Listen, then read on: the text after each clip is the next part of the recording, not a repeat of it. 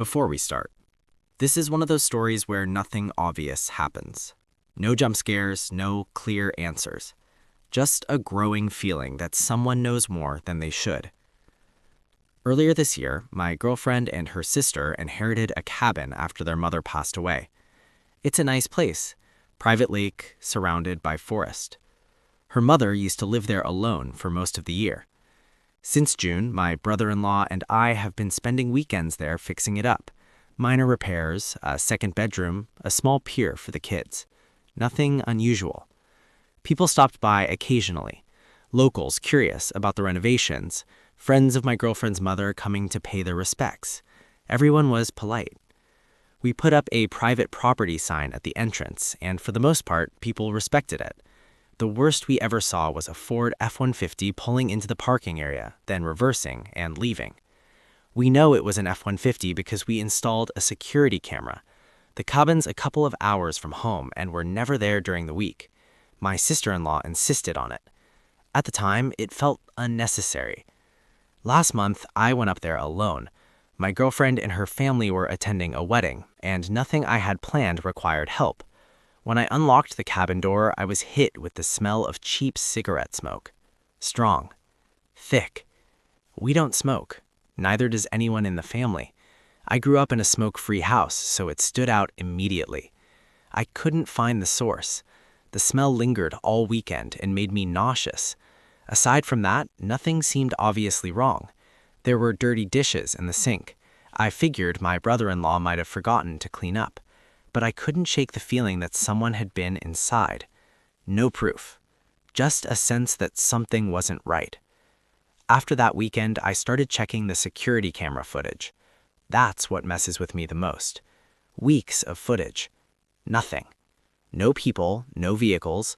Sometimes the motion lights came on at night, but that could have been an animal, a deer, a porcupine. Nothing concrete. Until today. We had a big job, re-roofing the cabin, so we left about an hour earlier than usual. I think that's what gave it away. When we arrived and I stepped inside, I heard it. A door slamming shut on the opposite side of the cabin. Someone heard us pull in and ran. I didn't chase them.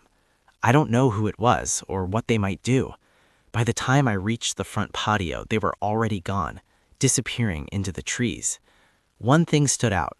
The sliding door was unlocked. That doesn't happen. We all use the same checklist when we leave. Every door is listed. Every door is checked. We finished the work, but the feeling didn't go away. If anything, it got worse. Whoever it is knew our schedule. Not just that we came on weekends. They knew when we were supposed to arrive. Well enough to avoid us for weeks. I think they know about the camera too. If you stay just out of frame, it never catches you. I'm considering installing another one on the opposite side of the cabin. I haven't told my girlfriend. If she knew someone was using her mother's cabin while we were gone, she'd never go back. And it's the last piece of her mother she has left. But I also don't want to run into whoever this is, ever again. The first story was about a place that didn't feel empty. This next one is about a place that should have been private. I'm a 22-year-old guy from a small town in Brazil. In 2018, I moved to the state capital to study and work. For 5 years, nothing bad ever happened to me there. No robberies, no creepy encounters, nothing. At the start of 2020, I moved into an apartment complex, first floor, first block. Behind my bedroom window is a shared outdoor area. In 3 years, it was always quiet. People passed by without looking in, no problems. I live with 2 friends from my hometown and my girlfriend. Last Friday, one of those friends traveled back home, so it was just me, my girlfriend, and one roommate that night. Around 3 in the morning, my girlfriend and I came back from a bar we visit every Friday. Everything felt normal. We ate, took a shower, relaxed. Around 3:30, our roommate got home too. That usually makes things feel safer. He went straight to sleep, we went into my bedroom. While we were in bed, I started hearing faint noises. We ignored them at first. Then we heard it again. Something sliding. Close. Too close. I turned my head toward the window and saw a face. A man's face pressed right up against the bars, staring directly inside, watching us. My reaction was instant, pure adrenaline. I jumped up, smashed the window glass, and ran out of the room shouting and grabbing a knife from the kitchen. A few moments later, reality caught up to me. The adrenaline dropped. The fear stayed. We locked everything and didn't sleep. Later, we decided to leave and stay with family for a few days. What makes it worse is this. Earlier that same day, we noticed a guy hanging around near that exact spot outside. He was picking things off the ground, looking inside apartments, laughing to himself. We believe it might be the upstairs neighbor. He doesn't work, doesn't study, stays home all day. But we can't prove it. And that's the worst part. We don't know exactly who was at the window, but he knows exactly where we live. And now we know someone is willing to stand in the dark and watch. This last one was about being watched. This one is about realizing you're not alone in your home. This happened years ago. At the time, I lived alone in a first-floor apartment. My girlfriend was in the hospital dealing with a rare illness. She recovered, but during those weeks, my routine was simple. Work, hospital, home, sleep. One Friday night, I was alone and trying to distract myself, reading, watching videos, just passing time. Around 3 in the morning, I was in bed with my tablet, half asleep. Then I heard it.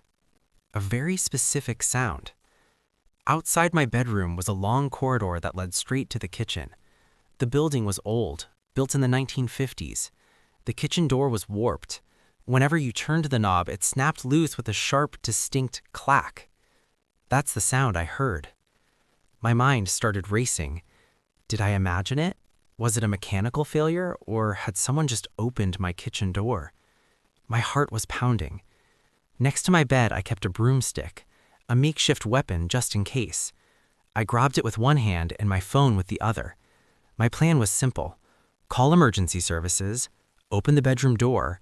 If nothing was wrong, I'd apologize and explain. But my phone had an old feature.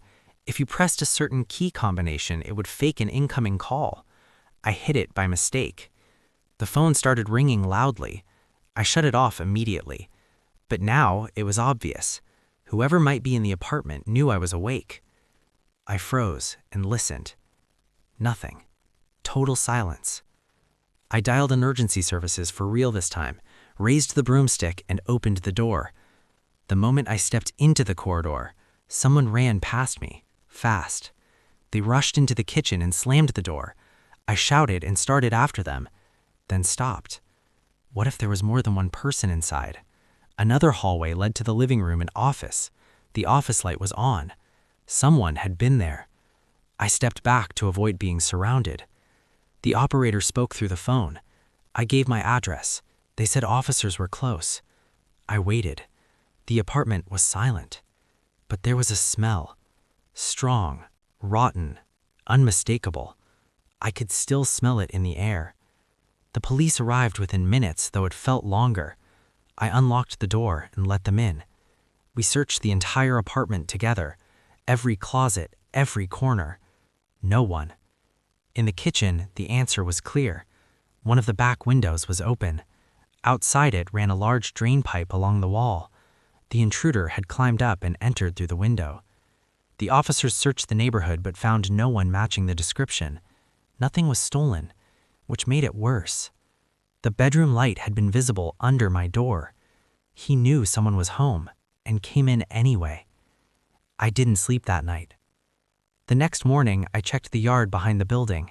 No clues. A neighbor saw me and asked what happened. When I told her, she just smiled and said, "Welcome to the neighborhood.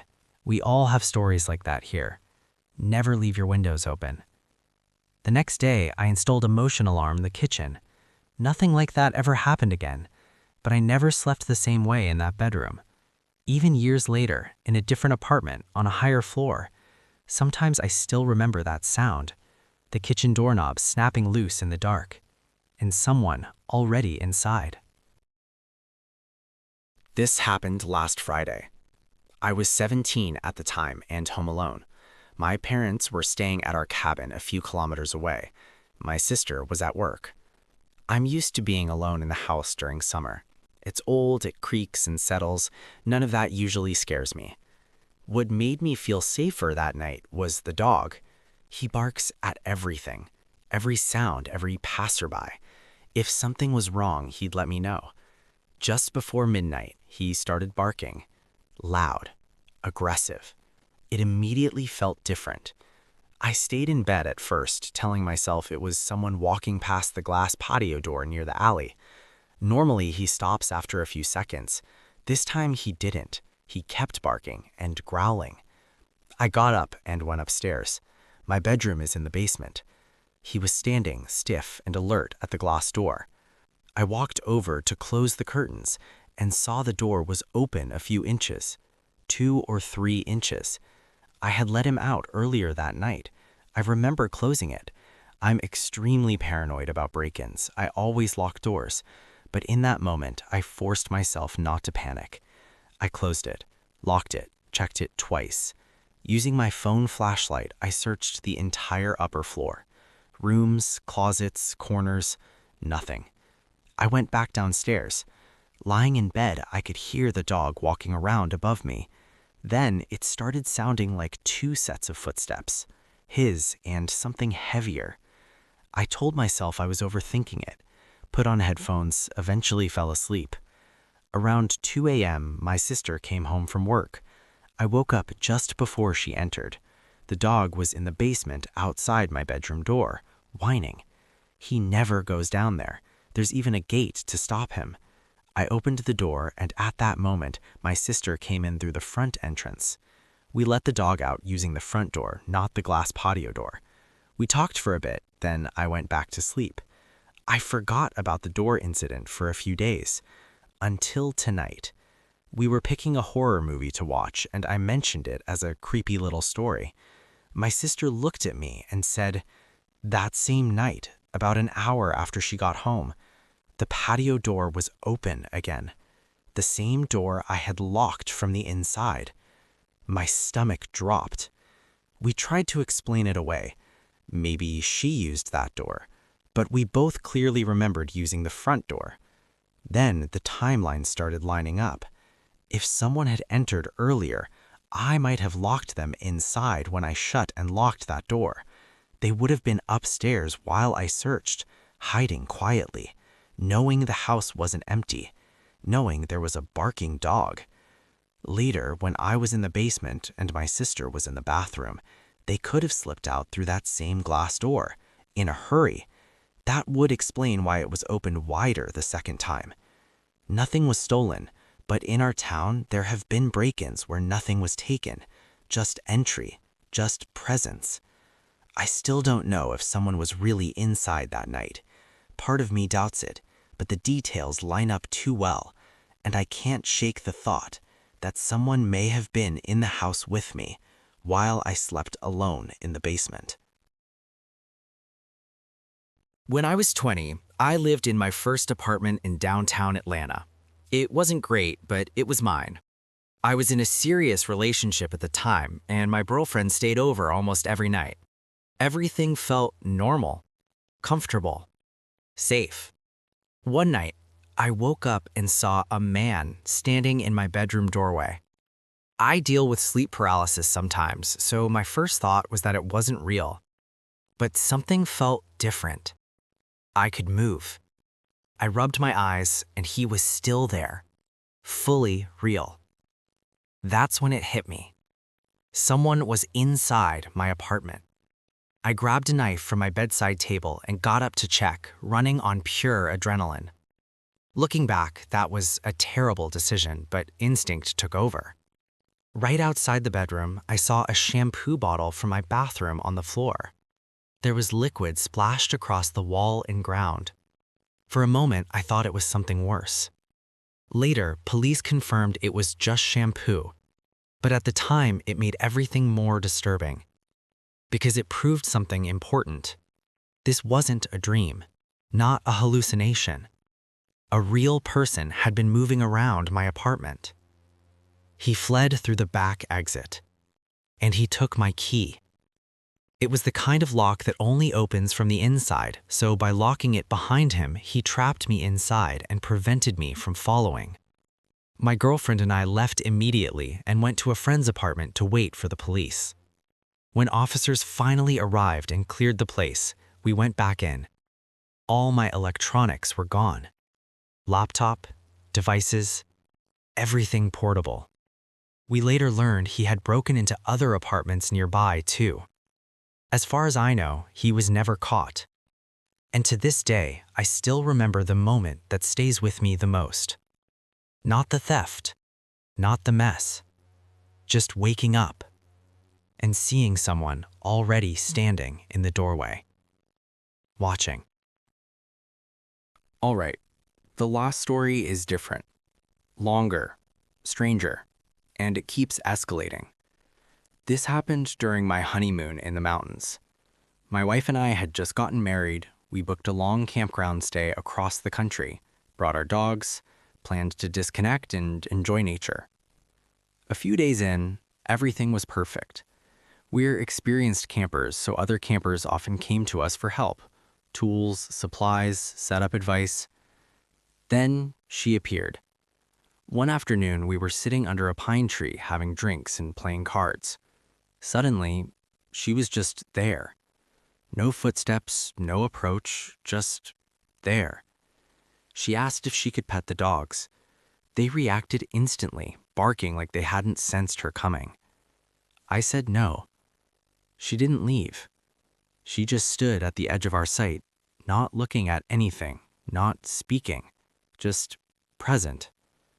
After a while, she walked away and set up a tiny tent inside another group's campsite without asking them.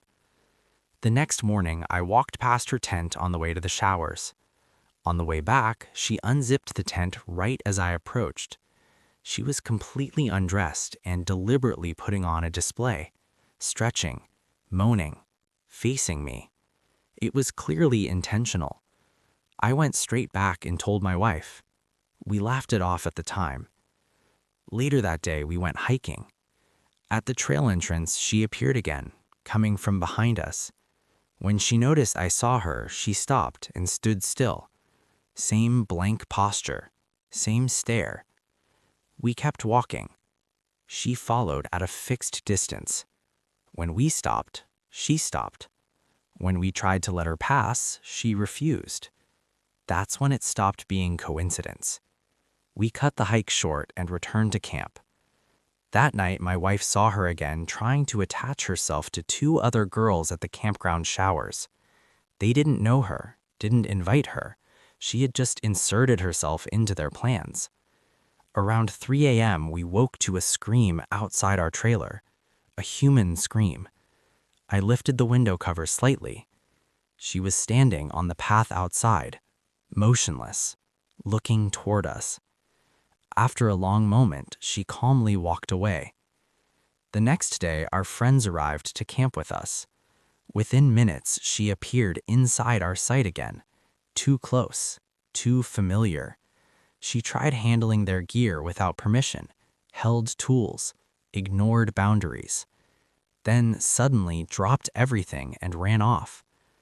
That night, she came back again, asked if she could stay with us, suggested we all share the space together.